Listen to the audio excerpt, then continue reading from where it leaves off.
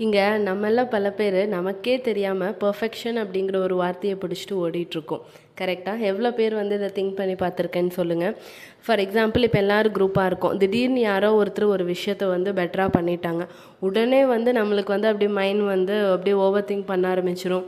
நம்ம மேல ஒரு செல்ஃப் டவுட் வரும். நம்மனால இத பண்ண முடியாதா? அப்போ ஒரு வேளை நம்ம இப்படி பண்ணியிருந்தா அது வந்து நல்லா வந்திருக்குமோ?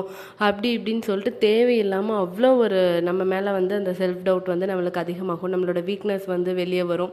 இது எல்லாமே வரும். ஏன் அப்படின்னா, நம்ம அடுத்தவங்க வந்து பெர்ஃபெக்ட், அவங்க பெர்ஃபெக்ஷனா இருக்காங்க எல்லா விஷயத்துல அப்படின்னு நம்ம வந்து எப்ப நம்புறோமோ, அப்ப நம்ம மேல இருக்க கான்ஃபிடன்ஸ் வந்து நமக்கு குறைஞ்சு செல்ஃப் டவுட் அதிகமாகி அப்பதான் வந்து அந்த தாட்லாம் வர ஆரம்பிக்கும். ஸோ என்னைக்குமே உங்கள வந்து நீங்க வந்து செல்ஃப் டவுட் பண்றது, இல்லைன்னா அண்டர் எஸ்டிமேட் பண்றது இதெல்லாம் எதுவுமே பண்ணாதீங்க. பிகாஸ் பெர்ஃபெக்ஷன் அப்படிங்கிற ஒரு வார்த்தைக்கு இப்போ வரைக்கும் பெர்ஃபெக்டான ஒரு டெஃபினிஷனே கிடையாது. It's okay to accept who you are. நீங்கள் எப்படி இருக்கீங்கங்கிறத அக்செப்ட் பண்ணிட்டாலே வந்து நம்மளோட லைஃப் வந்து ஹாப்பியாக தான் இருக்கும். So try